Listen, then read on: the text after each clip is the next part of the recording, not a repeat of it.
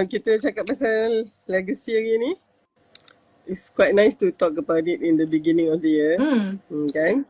Lepas tu kalau Dr. Har lah agaknya masa nak lagi sebulan Ramadan ni memang kena, Ramadan tu kan dia macam bulan training gitu ya. It's a training camp. Jadi apa-apa changes ke nak buat ke, rather than macam New Year 1st January gitu, I think the best is actually masa Ramadan tu kan. Untuk buat banyak refleksi semua tu. Betul. Tapi Dr. nak tanya Syifa dululah, kenapa tajuk ni agaknya?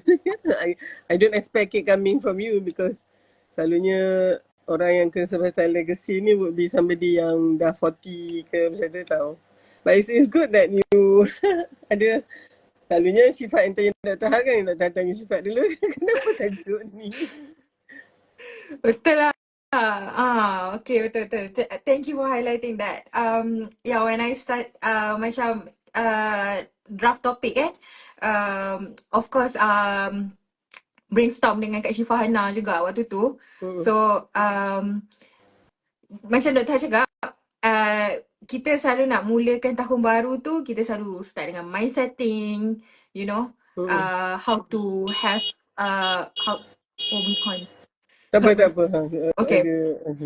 Macam ni kita nak mulakan tahun baru kita tu dengan azam baru and everything kan.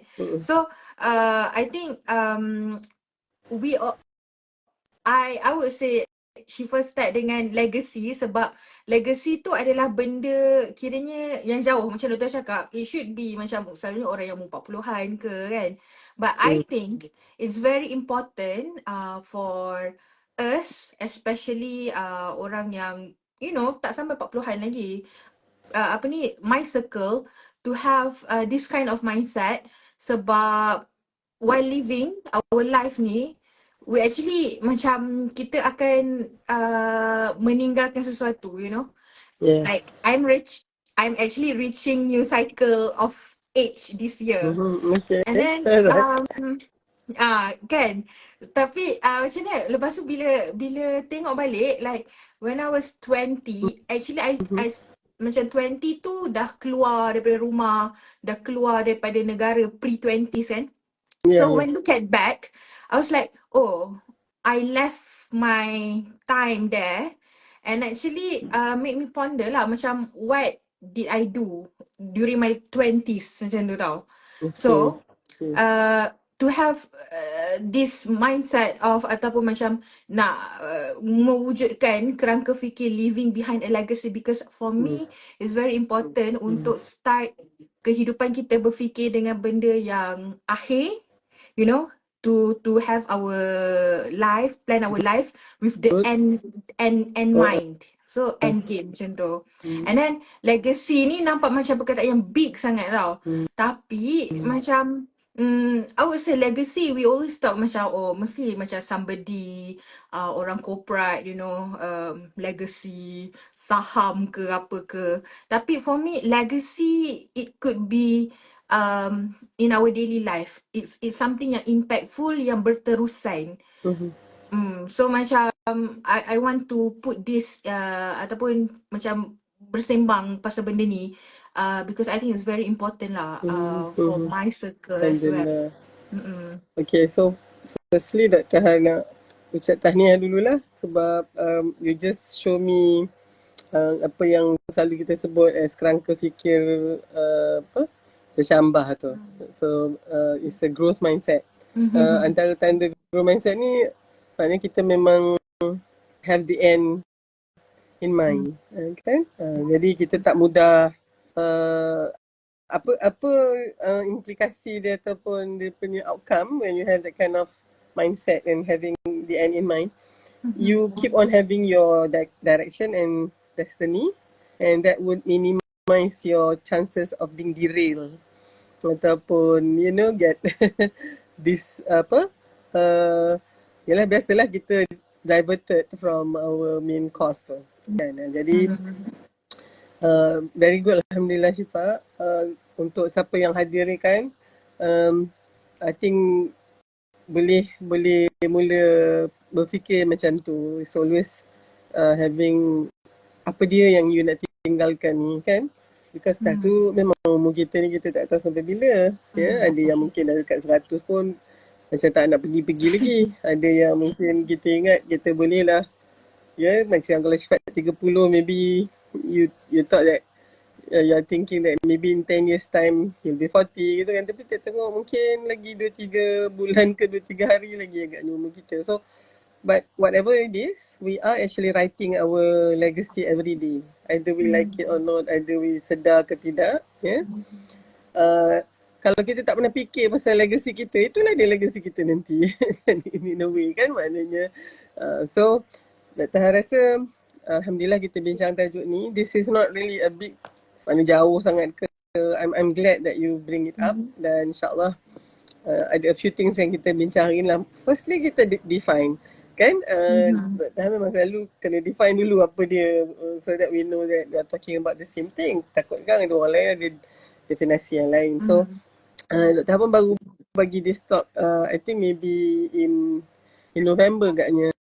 Bukan our usrah, monthly usrah dekat my putri alumni kan kita all ada Dr. jadi presiden buat masa ni. Jadi kita memang ada presidential usrah every Saturday yang ketiga pagi 7 to 8 macam tu je. So legacy ni kalau tengok kan, these are the story you leave behind for others to tell. Interesting kan the impression you make on the next generation. It does not comprise of money or material things, but of character, convictions and compassion. So dia bukannya duit sangat ke. Yeah, maybe that might be your legacy lah. Tapi kalau in the real sense of meaning, legacy tu is actually your character. Kalau you ada banyak duit pun, what do you do with your money? That's your legacy lah. Bukannya duit yang tu.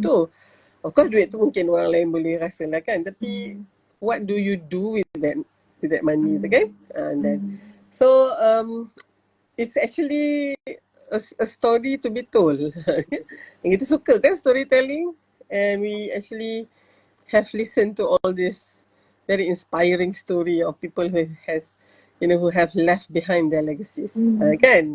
So kalau by this definition, no one gets to enjoy their own legacy. Betul tak? Maknanya dia memang masa tu dia dah tak ada. Selagi you ada tu belum legacy lagi. Macam itulah kalau ikut definition dia. So kalau tengok kan, legacy ni macam it is like you tanam pokok tapi you bukannya untuk you kan kalau hari ni you sit under the shade of a tree, it was because somebody long ago has decided to plant that tree. Tapi dia sendiri tak boleh duduk lah bawah pokok tu kan macam tu so Dr. rasa this definition really humbled me. Maksud dia macam kan kita tak boleh mendabik dada sebab akhirnya masa kita tak ada tu nanti itulah dia legacy kita. Of course everybody nak tinggalkan legacy yang bagus semua tu, tapi mungkin not everyone will actually get that sebab mungkin apa yang dia buat semasa dia hidup tu tidak qualify to be defined as a very excellent legacy gitulah. Okay, tapi anyway kita akan tinggalkan jugalah legacy kita sebab saya tengah baca pasal Malay punya bahasa Melayu dia, kita ada bidalan, kita ada peribahasa so ada yang 3 rangkap, ada yang 2 rangkap macam tu kan. Tapi sebenarnya kalau kita kata harimau mati meninggalkan belang, gajah mati meninggalkan gading, manusia mati meninggalkan nama. So kalau kita tengokkan daripada situ pun kita tahu bahawa binatang harimau dan gajah ni dia tinggalkan something yang material. Betul. Belang dia ataupun mungkin dia punya gading dia. Tapi manusia it is something yang intangible. Nama. You tak boleh yalah nama baik atau nama buruk begitulah. Kan? So tu dari sudut legacy tu interesting. Maknanya orang Melayu punya peribahasa tu sangat dalam sebenarnya kalau kita nak tengok kan. Kita mati memang meninggalkan nama. Nama tu pula boleh nama baik atau nama buruk kan. So basically kalau kita tengokkan legacy tu pula dia ada personal legacy, ya. Ada juga legacy of family, juga legacy orang lain, ya. Legacy ni is a concept sebenarnya, ya. Dia sebenarnya satu yang ada dia punya definition, ada dia punya kerangka, ya. Legacy ni, dan dia sangat penting sebenarnya. Oleh sebab tu kita kena create legacy kita. Kalau tak dia jadi macam legacy tu terukir juga, tapi sebab dia tidak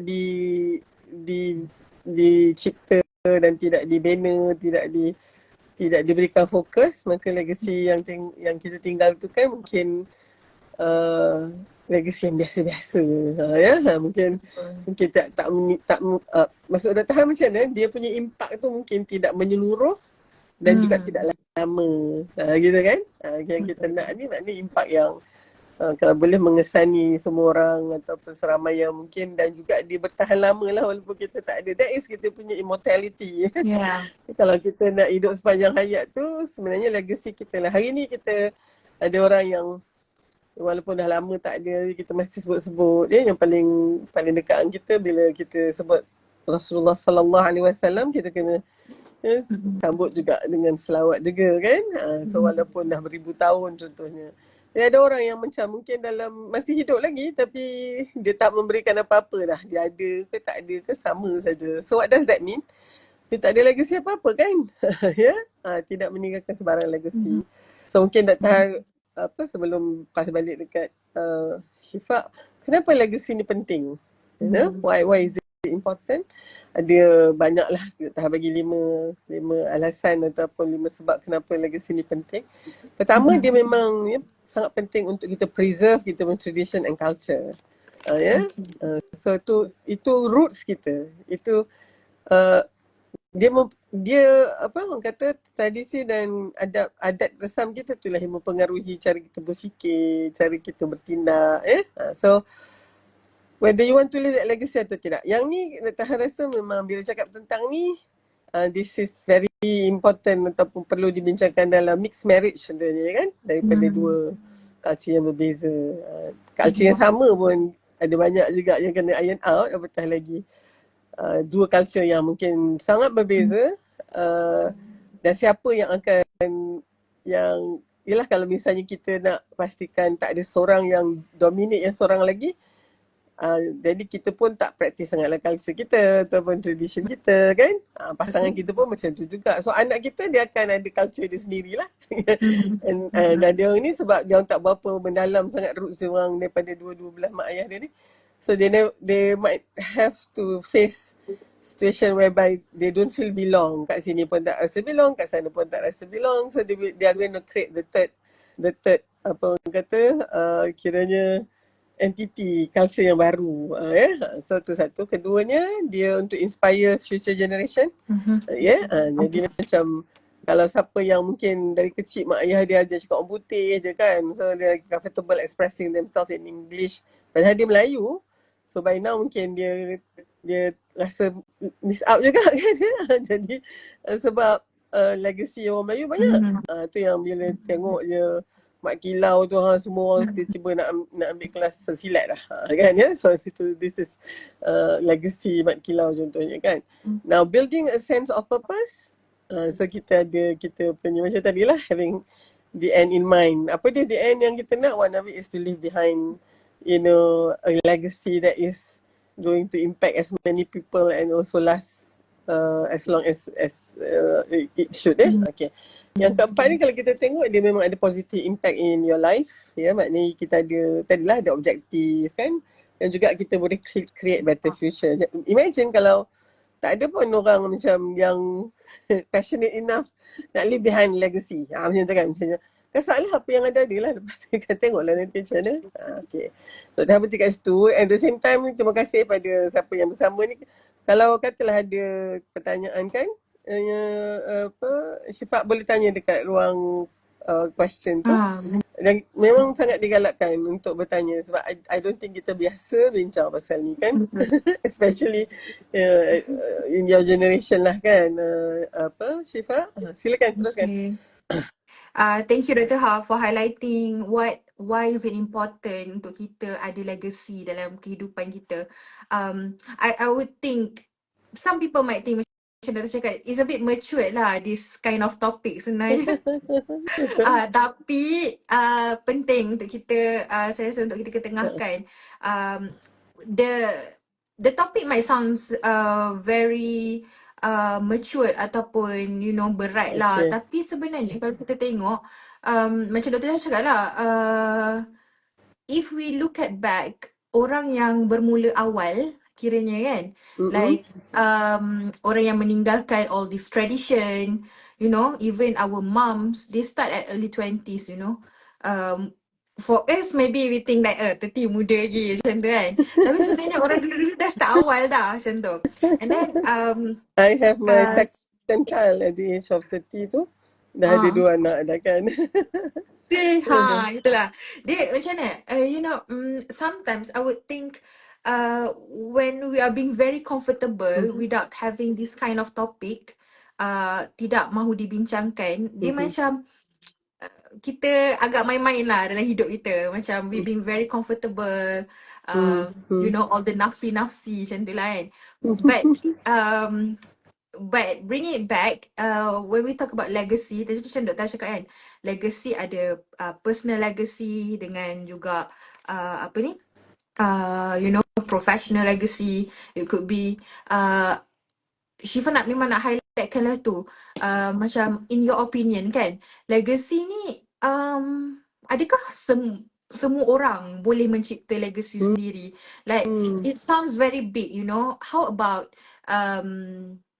suri rumah ataupun a mom ataupun a student, can they create their own legacy?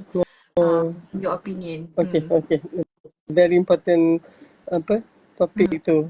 In fact, you get me thinking, legacy ni hanya untuk setengah orang je ke atau untuk everyone? My answer would be everyone. Tak kira siapa pun you. Kalau kita masih kecil, masih kira muda, tak ada banyak pengaruh apa semua, kita buat legacy yang dalam kapasiti kita lah. Tapi kalau misalnya sampai panjang umur kita mature and you actually occupy some kind of position and you can actually influence a lot of things, then of course legacy you lagi besar. Okay, now to me a mother tadi, okay, sebelum tu ada this Ellen Mycon ni, tak tahu siapa lah, tapi dia kata our greatest legacy is what we do to change ourselves. I really like that. Maksud dia macam if you don't do anything to change yourself, especially for the better, you're not going to leave any legacy lah, maksud dia. Okay, so for that matter, I guess question apa sifat tadi, semua orang boleh tinggalkan legacy, cuma banyak ke sikit tadilah, it might be just a small circle punya legacy, and within a few years as you gone, orang pun tak ingat. So tapi yang kita rasa yang mungkin yang kita nak tu, kalau boleh, the great legacy tu lah, maksud dia influence so many people and it lasts for forever contohnya kan. Jadi to me the scale of legacy tu juga sebenarnya banyak dipengaruhi ataupun dibentuk, dicipta oleh kita yang macam apa yang kita buat lah. Now Dr. rasa ni sangat penting sebab itu sebenarnya ciri paling penting manusia ni, dia boleh berubah. Dia akan berubah. Of course biologically, physically we change kan. Sel kita berubah. Dulu kita suka makan tu, sekarang dah tak suka. Ataupun dulu tak suka lah, so sekarang dah suka, So as a doctor, we actually see that first hand, all the changes lah. Kan ya. What we call aging sebenarnya. That's the terminology kan kita letak kat situ, is an aging process. Kalau sel tu, it starts to age when the mitochondria, one of the organelle in the body, in the cell tu starts to dah expired lah, dah sampai kat dia punya end. So dia dah mula akan it is not as efficient as before, and then they die off. Okay. Tapi lepas tu of course the next cell pula lah take over. So itulah dia dalam konteks ni legacy tu memang kena diperturunkan, because you cannot do it forever because your life is so limited macam tu.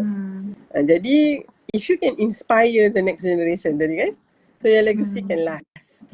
Kan? Jadi the fact that I can still talk to you about harimau mati meninggalkan belang, gajah mati meninggalkan gading, manusia mati meninggalkan nama tu because orang dulu memang transfer it down.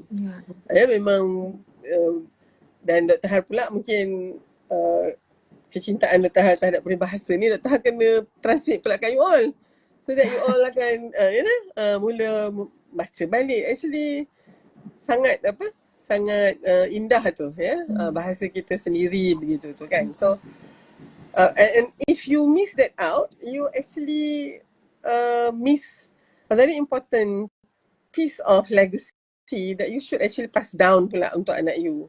Tak kira lah you kahwin dengan siapa. Dia kahwin dengan orang Iceland ke, Icelander ke, tak kira lah apa. But you are a Malay. Anak you tu half Malay. So dia kena ada cakap. Yang Dr. Halizah ni kalau kita ni Melayu tapi semua benda pasal Melayu kita tak tahu contohnya kan. So you can say lah I'm the citizen of the world. Okay lah, okay, fine. What does that mean? What does that mean? Kan? So tadi balik kepada tu, Dr. rasa semua orang kena legacy. Okay, let's talk about a mother ataupun a housewife. Of course dia punya ruang kuasa dia ataupun dia punya pengaruh dia tu mungkin pada keluarga dia lah. Tapi I'm sure you know this juga kan. Syifa, you are there, you know, thousands of kilometers away from your parents, but what you are bringing with you is actually what they are teaching you kan. So that is actually part of who you are in terms of you pula sekarang ni kena define and start to create your legacy. And of course your parents punya contribution, your mother punya contribution tu kan, tak kira lah dia housewife ke dia professional woman ke, is going to have an impact on you. And here it is lah, the choice is yours. As a mother, how much you want to imprint, guna perkataan imprint lah ya, macam cerita Twilight ada imprinting gitu kan. So how much you are going to imprint anak you tu, sebab itulah juga nanti yang dia akan influence anak-anak dia pula, macam tu kan. So when you're talking about legacy, memang Dr. Har dalam slide Dr. Har pun masa usrah tu, we cannot run away from parenting, you know. Sebab parenting ni most probably memang is about passing down the baton, passing down the legacy. So dia ada banyak type of parenting kan. So maybe tapi dalam legacy, kalau Dr. baca most of the article on legacy and parenting tu, dia akan buat dua lah, bad and good parenting. Dr. tak apa suka juga nak kata bad and good macam tu kan ya. Tapi maybe kita nak katakan dysfunctional parenting pun Dr. kata kan. And effective parenting. So effective parenting dia ada impact yang long lasting jugalah, because once your anak-anak you pula jadi parents, they are going to bring in your parenting too, yeah. And of course kalau kita kita muhasabah, kita being critical about it, so maybe yang mak kita, ayah kita punya parenting tu kita kena modify sikit lah, tapi kita kena tahu the essence of it, apa dia punya kita kan. So Dr. Har mungkin nak katakan bahawa since your question was about, you know, how about the housewives semua tu, oh yeah, they are actually, you know, especially when they are, you know, playing their role as parents. Now, bila kata parents pula, bukanlah maksudkan dia ada anak biological tu baru kita nama parents kan. Everybody who, to me, my definition of parent is very broad sebenarnya. Anyone, any adult who feels it's their duty to actually have a bit or play a part in any children's upbringing, those are parents. Macam tu lah, yeah. So dia kata macam dysfunctional parents create legacy of pain and dysfunction that affect generations to come. Memang betul. Yeah, so tapi kita pula tak boleh lah macam kata, oh saya memang datang daripada parents yang macam ni, so saya nak buat macam mana. Tak boleh pula. So the next thing is that legacy tu tak mestinya dia tak pasif. What you receive from orang dulu, itulah juga yang kena turunkan. Betul. When okay, you have within your prerogative to actually decide. Kita pun janganlah macam en block gitu kan, apa yang datang daripada parents kita, datuk nenek kita, itulah juga yang kita pass down terus macam tu kan, taklah juga kan.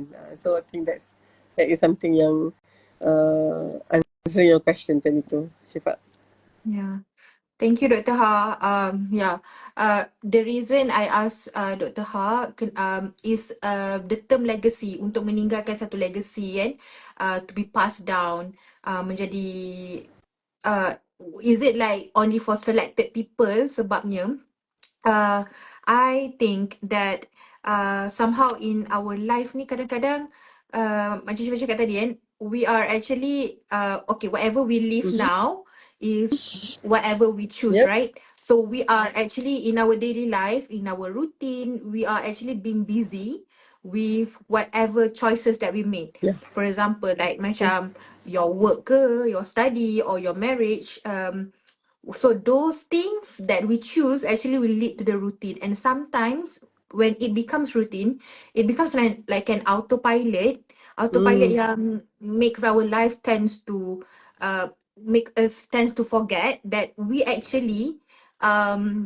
shouldn't live an autopilot life without having the purpose of, without having a bigger why of why we want to do it. For example, macam seorang student, kalau pergi kuliah hanya untuk belajar kan, so belajar je without having macam, kiranya tak jentik fikiran, actually belajar ni kita nak create apa, macam tu. Kalau kita sebagai suri rumah, kita okay jaga anak, tapi kita nak jaga anak kita nak apa yang kita nak corakkan untuk anak kita tu. You know, of course every parents want a good thing for their children, but in a way, macam mana, what kind of manner yang kita nak terapkan ke anak-anak kita ni. Sometimes bila kita tak ada our own mindset of what kind of legacy that we want to create, we tend to macam absorb je apa keadaan sekeliling ni bawakan kepada kita. So sometimes while we absorbing all these things, kita lose lah apa kita punya identity, siapa kita yang sebenar. And then it's kind of macam so because it's very important, because to have this kind of mindset that everyone can and able to create legacy ni penting, supaya dia akan mold ataupun nurture our mindset ni lah untuk create our own civilization, you know. Macam Dr. Ha cakap tadi kan, to be a parent doesn't mean that you need to have your biological children. It could be like when you have the mindset of nak nurturing tu kan, regardless lah kan anak siapa tu kan, ataupun adik-beradik kita. So okay, so now semua yang menonton kita ni boleh nak interject sikit, Syifa. Okay. That's this part yang you kata macam student kan, why are you, the big why tu lah. Tapi I think macam contoh tu macam student ataupun parents, kami memang student, dia tak forever student tau, dia lepas tu dia grad kan. Yes.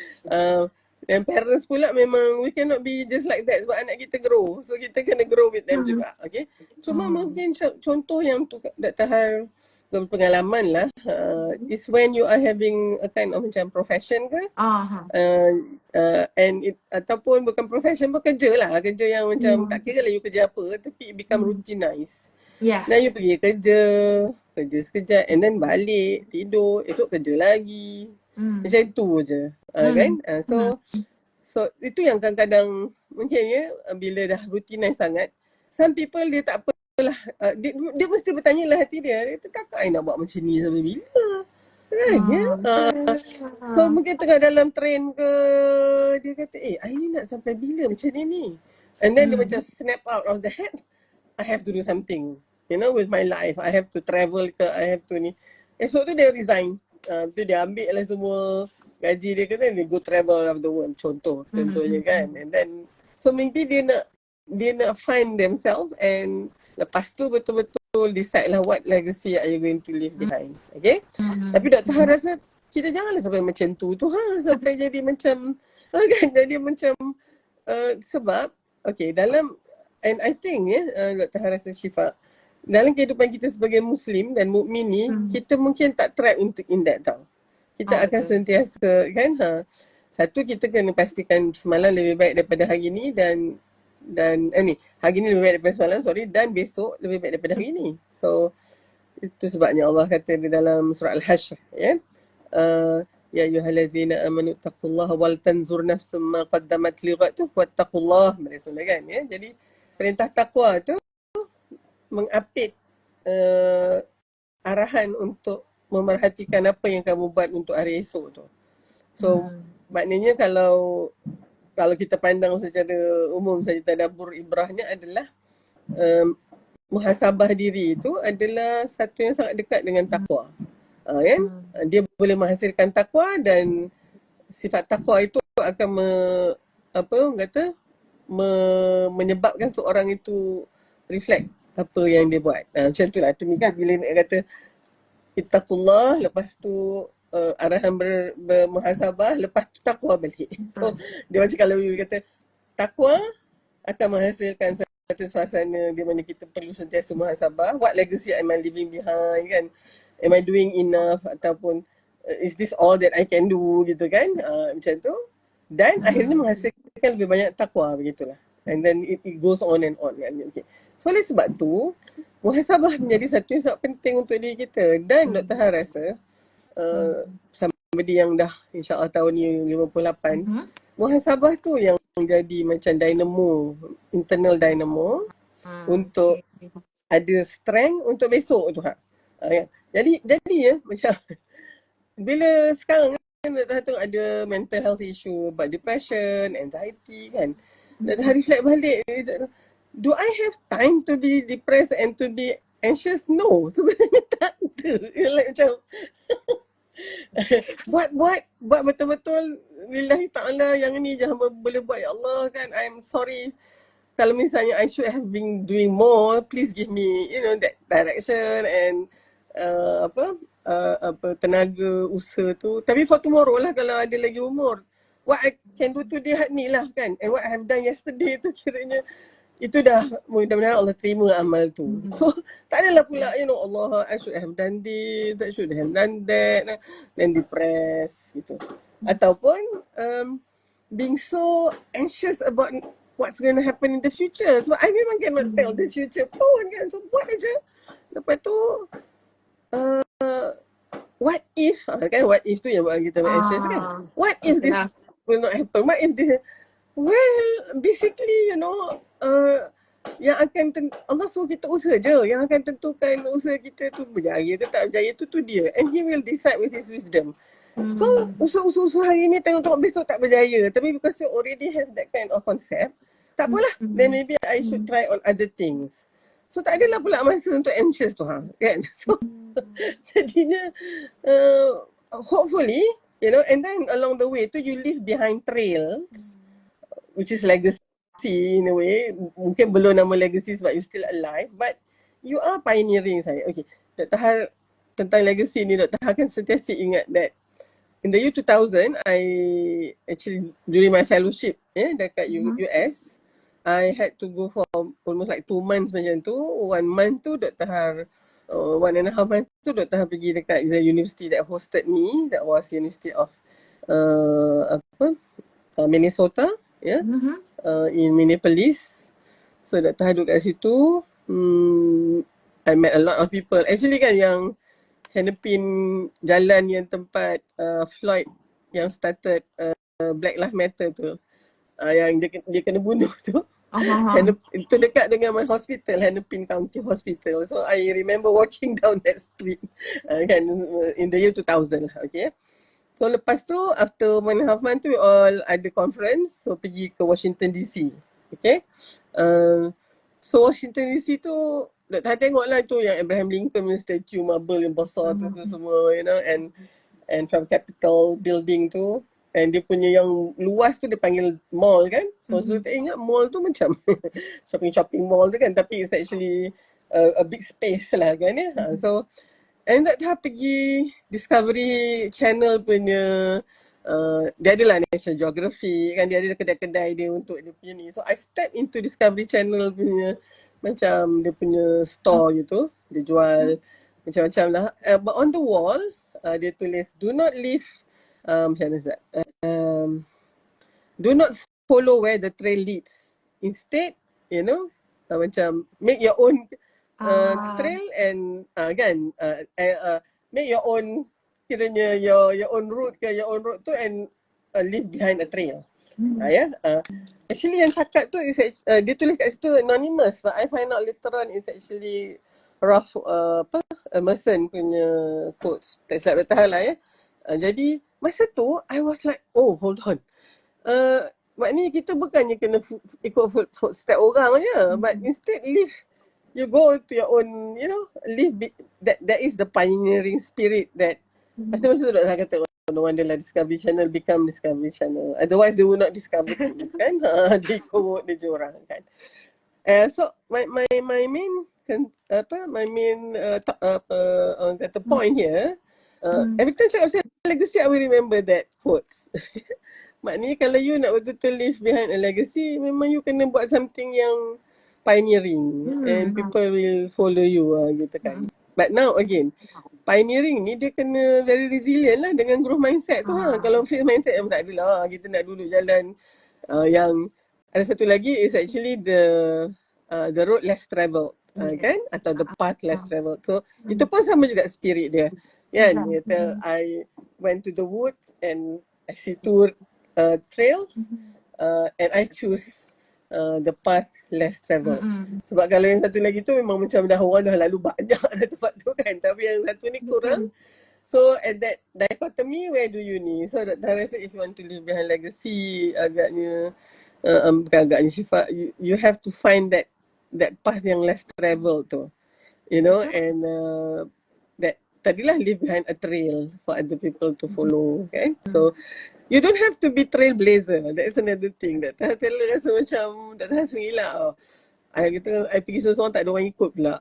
Tak apalah tu, but you are actually going to discover things and ada orang lain yang akan ikut. Kalau tak ada pun tak apa sebenarnya kan. Tapi being the pioneer ni, you lah yang mula-mula sekali jumpa kat mana ada lopak, kat mana ada lubang, kat mana kat mana ada busut, kat mana tapi you are the first one to actually experience that. Dan orang yang di belakang you tu is going to learn from your experience. So they don't have to pijak busut tu. Sebabnya you dah cakap kat situ, kat sini ada busut.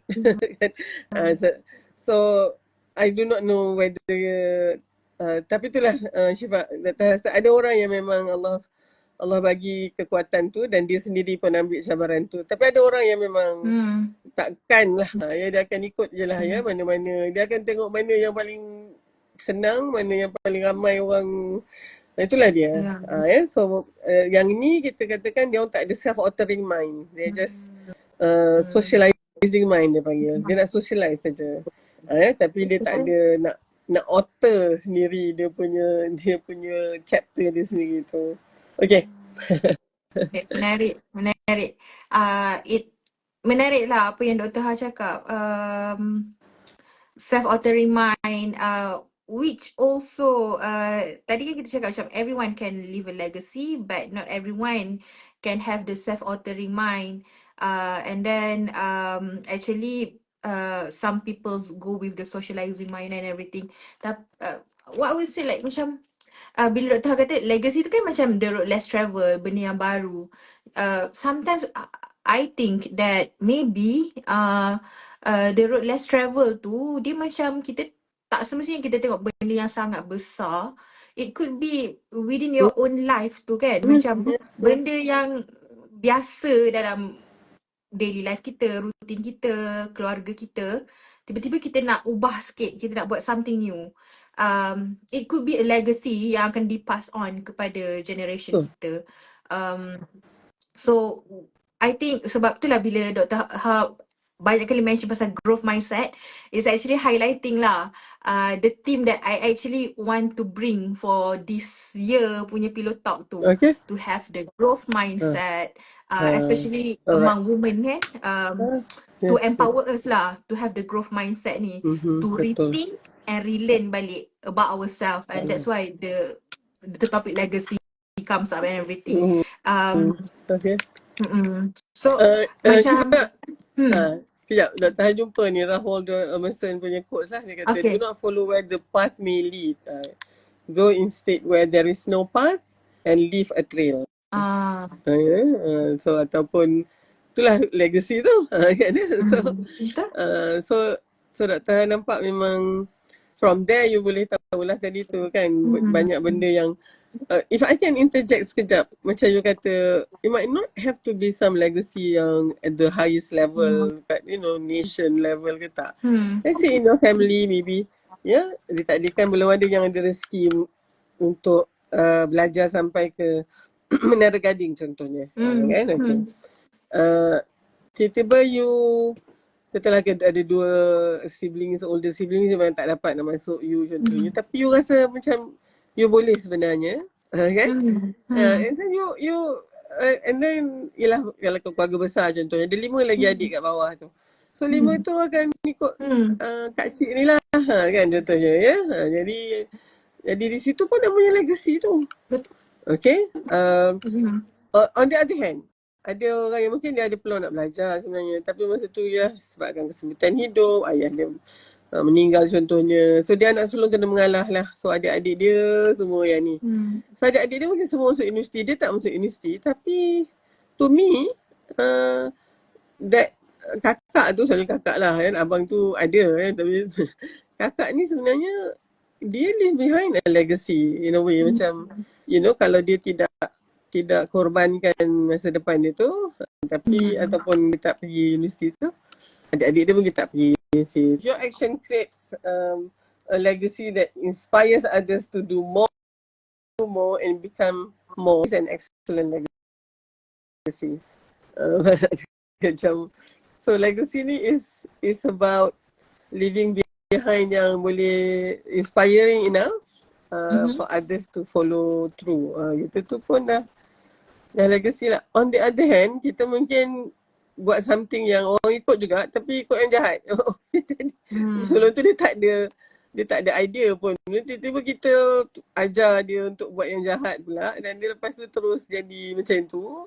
Itu pun legacy kita juga, kan?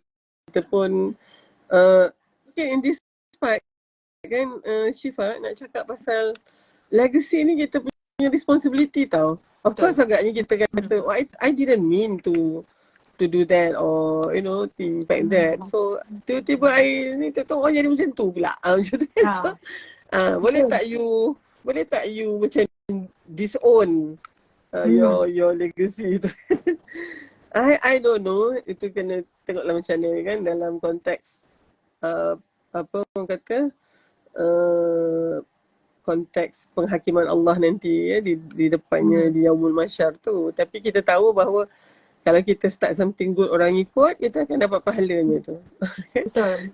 Tanpa mengurangkan pahala orang yang buat tu, kan? Kita akan dapat juga. Tapi sama juga kalau misalnya kita buat yang tak elok dan orang ikut pun, kita ada juga sahamnya di situ.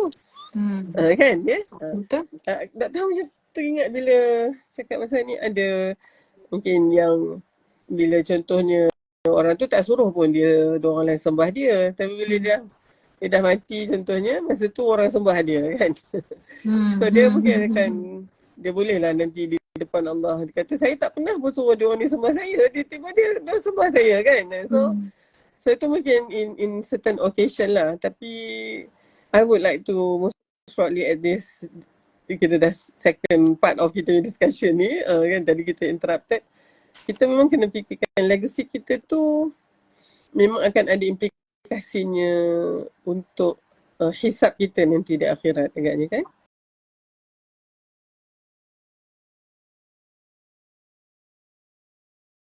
You think alike because macam ni, okay. Semalam I went to Imam Omar Sulaiman tau, punya talk. So he came to Ireland.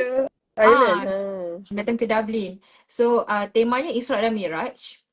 And then of course lah, kita kan kiranya kita recap balik Isra and Miraj, and then about the importance of negara, tanah apa ni, Palestin.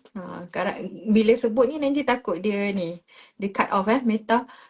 Okay, so macam kita tahu kan, ada one of the peristiwa adalah apabila Nabi Muhammad diangkat naik ke langit dan bertemu dengan para nabi, kan. Dan I was like macam rasa macam oh, this is somehow related with the topics that I'm going to sembang dengan Dr. Ha the next day, which is bila kita tengok part yang Nabi Ibrahim, Nabi Ibrahim kan, waktu Nabi Ibrahim bina Kaabah tu, so Imam Omar share about this sirah lah kan. So it's actually Nabi Ibrahim waktu bina Kaabah tu, dia dah berdoa supaya macam nanti akan ada dari keturunan dia yang akan meneruskan, yang akan jadi yang akan jadi orang yang beramal soleh, yang dapat memimpin. Tapi dalam kita tengok dalam keturunan Nabi Ibrahim tu taklah bermakna semuanya menjadi nabi. So what I'm trying to say is like kita boleh ambil daripada pengajaran lah daripada our prophet Nabi Ibrahim yang mendoakan keturunannya akan ada penerus kan, dan lahirnya Nabi Muhammad SAW. And then we know that whatever happen right now kan, sebenarnya actually should make a shift our perspective lah kan sebenarnya, about what are the life that we want to live now dengan apa yang kita nak tinggalkan nanti untuk keturunan kita, sekeliling kita, you know. If we, I don't know, apa pendapat Dr. Ha with what's going on now kan, macam for me, I think the material part tu dia penting, tapi dia macam kadang-kadang I don't have the nafsu tu dah tak sama tinggi lah macam nafsu dulu, you know. When I want to travel, but I really want to travel, tapi ada sisi lain yang kata macam no, travel tu bagus, tapi dia macam kita kena ubah sikit perspektif travel for what, you know, what I'm bringing with me in this travel, macam tu. So what happened now, so I think is actually patutlah shiftkan kita punya perspektif ni, I don't know, create lah orang Malaysia create a new routine or habit that can be left as a legacy. Even macam Syifa rasa macam how, okay, so it makes lead to the next question, ataupun boleh jadi penutup lah sebenarnya. Apa pendapat Dr. Ha? Macam mana kan orang biasa macam kita ni, how we want to create a legacy? Apa Dr. Ha rasa yang penting lah untuk kita ada kerangka fikir untuk kita create legacy? Okay, sebelum tu Dr. quickly lah sebelum kita cut off lagi. Kalau cut off lepas ni kita kira habis lah kan. Okay. Because you're talking about legacy yang Nabi Ibrahim tinggalkan, but kiranya it does not materialize makna doa dia ke sampai 1000 tahun lepas tu kan contohnya. But dalam Quran surah Maryam, surah yang ke-19, juzuk yang ke-16, ayat yang ke-58, 59, 60 dan 61 lah sebenarnya. Dia ni tentang waris atau legacy yang kita ni kan ya. So mungkin boleh rujuklah Dr. bacakan dia punya terjemahan dia. Ayat 58 tu Allah sebenarnya dah ceritakan tentang golongan Nabi Ismail ya, yang mana Nabi Ismail tu dia suruh keluarganya untuk laksanakan solat kan. Dalam cerita Nabi Maryam tu dia ada a few nabi-nabi semua ya, dengan message yang sama. Dan mereka ni memang, lepas tu cerita Nabi Idris, Allah angkat dia pada martabat yang tinggi. So 58 Allah rangkumkan mereka itulah orang yang telah diberi nikmat oleh Allah, iaitu dari golongan para nabi dan keturunan Adam, dan dari mereka yang kami bawa dalam kapal bersama Nuh. So dia Adam dan Nuh tu kan.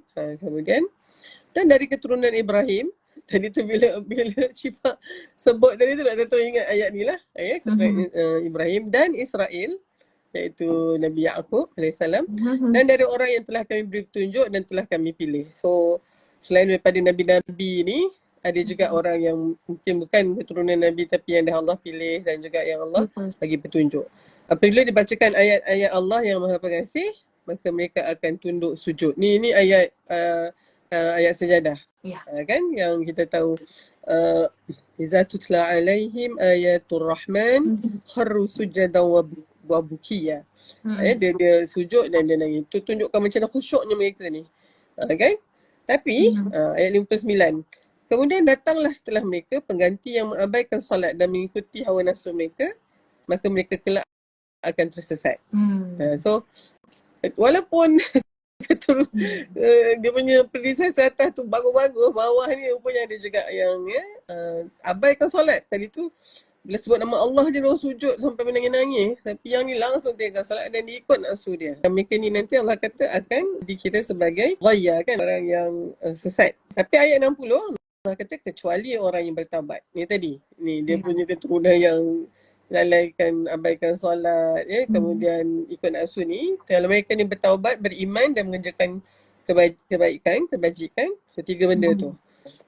Illa man taba wa amana wa amila salihah. Ada 3 tu, dia taubat, dia beriman dan dia beramal soleh, maka mereka itulah akan masuk ke dalam syurga dan tidak dizalimi sedikit pun. Ayat 61, syurga tu adalah syurga Aden yang dijanjikan oleh Allah Ar-Rahman tadi. Dalam perkataan ni memang tadi tu yang dia sujud dan menangis itu pun ayat-ayat Ar-Rahman, dan bagi mereka yang taubat ni juga mereka akan masuk jannah yang mana dijanjikan oleh Ar-Rahman tadi tu.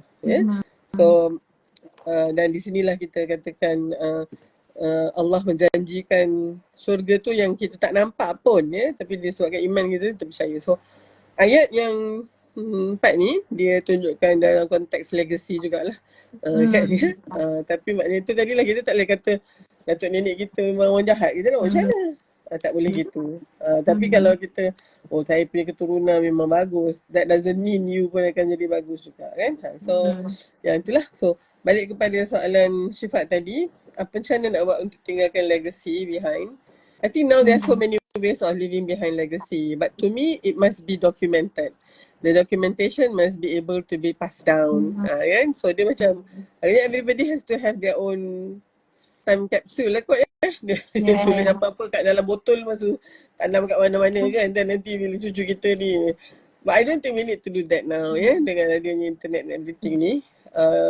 Kita punya carbon print tu, so make sure you punya carbon print memang elok lah, otherwise cucu kita akan tahu dia ni atau kita ni dulu kerjanya pergi pergi porn site saja contohnya, kan. Dia tak nak lah behind that kind of legacy.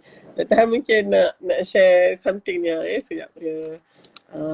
If you do not want to be forgotten as soon as you die, dia kata, either write something worth reading or do something worth writing. Like that one. So macam, you can either be you do something that make some other people write about you, ataupun you write something that some people will actually read lah. So pada pandangan Dr. Har, blogging and all that, writing something itu is indeed, Dr. Han nak tutup dengan Hamka, dia pernah kata, dia kata menulis lah, dia kata, sebab itulah sebenarnya yang akan dibaca oleh generasi akan datang. Tapi make sure that what you write is not just trash lah, kan, tapi that is something worth reading. Lepas tu ada anak murid dia rasa, tak ingat siapa, dia kata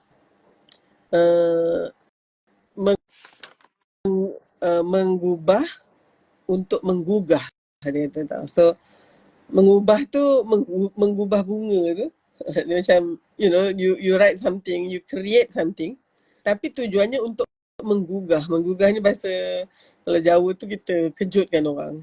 Kejut orang bangun. Orang tengah tidur, kita kejutkan dia. So dia kata menggubahlah untuk menggugah dan mengubah. Maksud dia, kita kejutkan orang yang tidur yang lena ni, daripada mungkin tak sedar ataupun tak memang jahil contohnya, tapi akhirnya orang tu akan mengubah masa depan dia dan diri dia. So insyaAllah, mudah-mudahan kalau kita fahami tentang legacy ni, itulah dia, lagi hidup lagi ngelaban, kan? Ataupun selagi hidup, selagi nyawa di kandung badan, kita kena terus berjasa lah. So Syifa boleh conclude kan, I'm hoping that this topic actually dapatlah menggugah, ketuk sikit pemikiran kita ni, supaya kita, even me myself, everyone, kita tidak menjadi orang yang lepas diri di hari pembalasan dengan menggunakan alasan orang-orang lain. Kenapa kita tak buat macam tu? I think it's surah Sabak kot. Mereka bertunding jari kan, tunjuk sebab kau lah aku jadi macam ni, aku macam ni. Sebab whatever decision that we make today is because of ourselves. So if you want to create a legacy, what kind of legacy? Orang yang paling bagus adalah orang yang memberi manfaat kepada orang sekeliling kan. And InsyaAllah, and hoping that all of us can be orang yang memberi manfaat walaupun sekecil-kecil perkara yang kita rasa manfaat is a very small matter, and hoping kita ni pun akan sentiasa lah menuntut ilmu untuk develop our growth thinking, because only with this kind of knowledge, maybe knowledge doesn't mean that you need to always be in university or always be in class. There are a lot of resources macam Dr. Ha cakap tadi. You can join Akademi Dr. Ha, all the tengok sebab promo ada banyak workshop yang Akademi Dr. Ha usahakan juga untuk kita ni lah mencelikkan hati, membuka minda, and then membebaskan diri kita daripada perkara-perkara yang sebenarnya tak membawa manfaat kepada kita kan. Create our own legacy. Itulah Syifa rasa. Dr. Ha ada apa-apa ke incoming program ke workshop yang maybe nak share dengan everyone? Okay, insyaAllah tahun ni Dr. Har memang fokus kat a few master classes. Sebab kita dah mula buat secara hybrid lah, ada online, kemudian ada juga yang face to face, dan yang paling dekat ni sebenarnya kita mungkin promo pun tak berapa panjang, tapi kita ada apa yang kita namakan mahkota suri, Mahkota suri ni is memang pendidikan seksualiti asas bagi bakal isteri, pengantin baru, macam tu. Sebabnya Dr. Har dah kira setahun lebih dah juga di An-Nur ni, dan Dr. Har fokus kepada isu-isu seksualiti ni. Dr. Har nampak macam dos masalah, macam-macam lah masalah dia. Ada yang mungkin senang Dr. Har cerita, dia berkaitan dengan hubungan kelamin tu. So tu ada dekat situ mahkota suri tu. So dia memang Dr. Har nampak kalau lah misalnya kita ada asas tentang pendidikan seksualiti, khususnya 5 dimensi tu kan, fizikal, emosi, kognitif. Kognitif tu penting sebenarnya tau. Kognitif, emosi, social and spiritual. Jadi bakal isteri dan juga pengantin-pengantin baru ni lah, dia boleh melalui pengalaman tu dengan lebih baik lah. Handle that well, kata disaster masa tu, it impact husband tu juga kan dia. Dan dia akhirnya mungkin boleh bertahan, tapi it getting very messy lah tau. So disebab Dr. Har sekali ni, Dr. Har buat leaving a trail. Tak ada orang buat. Tapi buat mahkota suri ni dia ada 3 sesi. Sesi 1 dan 2 tu dia online. So Dr. Har mungkin especially untuk pengenalan dimensi sexuality, kemudian yang tentang physical. I need to show a lot of pictures, I need to so mungkin having it online tu dia taklah too intimidating lah. Tapi sesi yang ketiga adalah sesi face to face, kita buat 9 to 1. Yang tu kita cakap pasal dimensi psikologi, Dr. Har akan cakap yang untuk sesi kedua tu physical and cognitive. Kemudian yang sesi face to face tu ada satu speaker cakap pasal the emotion part, psychosocial and also social. Satu lagi tentang spiritual. Sebabnya banyak antara kita ni dari sudut hukum hakamnya ke ataupun boleh ke macam tu, itu pun sangat mempengaruhi lah kan. Sebab kalau kata tengok kan, dalam konteks Islam yang kita dapat di belah sini part of the world, sexual is very restrictive kan. Banyak yang tak bolehnya dari yang bolehnya contohnya kan. Jadi dan bila dia ada difficulty, dia orang tak come forward cepat sebab kena tutup aib suami kan, ni benda-benda pasal dalam kelambu tak boleh cakap. Tapi benda tu sepatutnya memang kena, tapi jangan cakap dengan semua orang lah, kena cakap dengan the so. And ada yang last tu, maknanya 1 hour yang terakhir dalam sesi bersungka tu, Dr. Har akan buat persediaan untuk malam pertama. Maknanya memang fokus betul-betul on that lah, kan ya. Jadi tujuannya supaya kita boleh tadilah unlearn, relearn, learn new thing. Okay? Kemudian bukan tu saja, kita juga ada space, a safe space untuk diorang bertanya dan all that. And of course it's not just hit and run. Dia akan jadi satu macam support group jugalah, alumni nanti kan. Jadi and sebab Dr. Har buat ni kolaborasi dengan Anur, Hospital Anur, kita juga bagikan maklumat tentang some might want to have an examination kan. Just examine je lah, kita ni normal ke tak normal, buat ultrasound.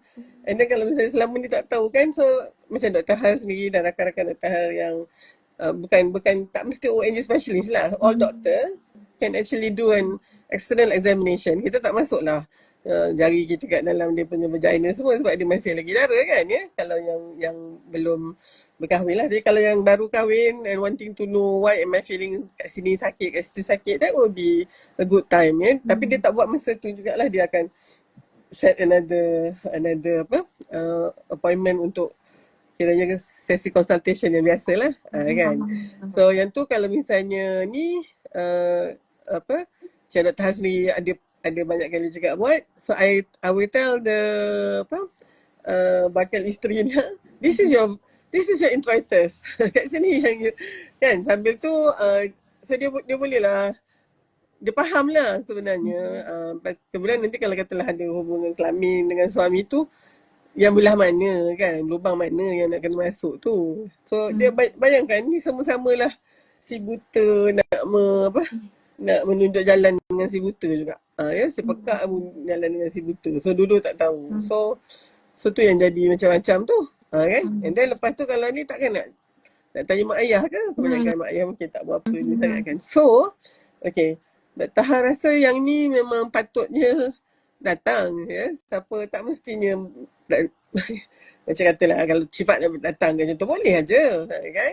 Cuma Dr. Har mungkin rasa pada mereka yang bakal isteri dan juga mungkin pengantin baru lah especially ya, yang mungkin ni boleh ni ikuti. Dan dia punya tu 300 ya. 300 tu sebab ialah kita ada face to face juga kan ya. Dan tapi doktor bila tanya kat kawan dia tu, mana boleh 300 lah, dia should be 500. Dia kata your expertise semua tu. Tapi kalau 500 apalah yang nak ni kan, semuanya nak bawa nak kahwin kan. So kita memang buat sampai 100, berlebat ansuran 3 kali, 100 ataupun kalau RM50 pun sampai 6 kali. Okay? And then Dr. actually ada ramai juga yang support this one lah. So Dr. kata okay, siapa yang nak sponsor, ya, nak bersedekah jariah, bolehlah satu kepala tu, satu peserta 200. So adalah kalau Dr. Har bagi mungkin 600, Har I'm sponsoring 3 people, dia kata macam tu kan. Jadi so yang tu sebab kita pun kena buka juga konsep dari sudut sedekah ni, bukan hanya pada masjid, pembinaan surau, mahat tahfiz gitu aja kan. Benda-benda macam ni. Useful knowledge. Apa dia? Ilmu, useful knowledge. Fisabilillah kan. Tapi buat setakat ni ada mungkin sambutan mungkin masih lagi lukewarm. Dr. Har pun taklah expect ramai terus gitu kan. So nanti kami bincangkan dulu sama ada kita teruskan ke atau postpone, sebab biasalah tengok cost effective ke tidak. Betul. Atau maybe the first slot ni kita buat semuanya online dulu kan, and then baru kita tengok macam mana kan. So rasanya kita doakan Dr. Har lah. This is like bila ingat Ralph Waldo Emerson, dia kata do not choose where the path may lead, but instead make a new path and leave a trail kan. So I am actually trying to inilah ya. Dan satu lagi mungkin bulan Jun lah kat atas Dr. Har buat satu lagi tentang this series eksklusif rumah tangga utuh. This is actually on hubungan suami isteri, parenting and also membina keluarga ni lah, kekeluargaan. So yang tu pun dia ada siri dia. This is the first siri, tapi dalam tu ada modul-modul dia lah. Ya. Doakanlah ya Syifa. Dr. Har rasa is definitely going to Dr. rasa mungkin sekarang ni yang penting tu kalau misalnya popular dan viral gitu-gitu. Tapi Dr. rasa macam ilmu ni dia mungkin bukan begitu dia, nature dia. Kan? So I think kita pun di zaman ni kena tahu mana program yang memang bagi quality input kan. Betul. So insyaAllah lah doakan. InsyaAllah. Ya, betul. Hopefully siapa-siapa yang tonton ni boleh check Instagram tentang Mahkota Suri. I personally think is very important. Sebab Syifa ada follow, Syifa rasa ada a few, tapi dia orang ni Western and Singaporean yang bagi sexual knowledge, pendidikan sexual education kepada orang ramai. And then it's very important to create this safe space lah, yang macam Dr. Hal cuba buatkan kan, untuk kami-kami yang woman yang akan masuk ke alam ni. So siapa yang berminat sila pergi. Dr. Hal, satu lagi question. Kalau join online je, tak dapat pergi physical, boleh ke join juga? Okay, so dia sebenarnya physical tu penting sebab physical tu yang hari Sabtu tu dia memang deliver the rest tau. Mana macam Dr. Har yang dua tu is actually memang dia dimensi tu Dr. Har bagi 1 hour solid. So dia orang memang boleh bincang macam tu kan.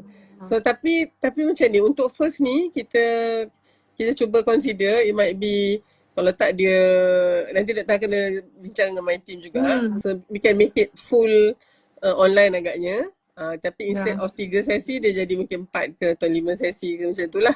Kan. Jadi kita terimalah juga tu ada yang daripada overseas kan, macam dia orang tak boleh datang untuk yang tu.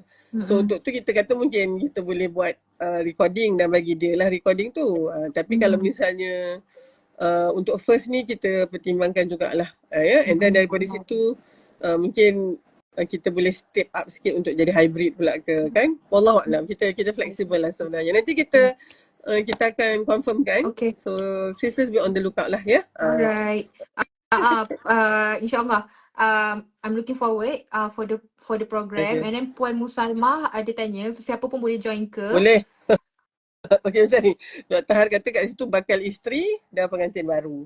So maksudnya gini, bakal isteri tu semua kita ni lah kan. Syifa tu pun bakal isteri kan. Jadi dan pengantin baru tu okay, maknanya bukanlah maksudnya dalam baru kahwin semalam ke, baru kahwin 2 minggu dah tak pengantin baru, tak juga. Macam Dr. Har ni pengantin lama yang 33 tahun ni pun tu boleh aja kalau misalnya untuk knowledge yang Dr. Halizah katalah dia dah jadi pengantin 10 tahun dah. Tapi nanti dia ikut Dr. Har punya ni banyak benda yang baru tu yang tu Dr. Halizah lah kan.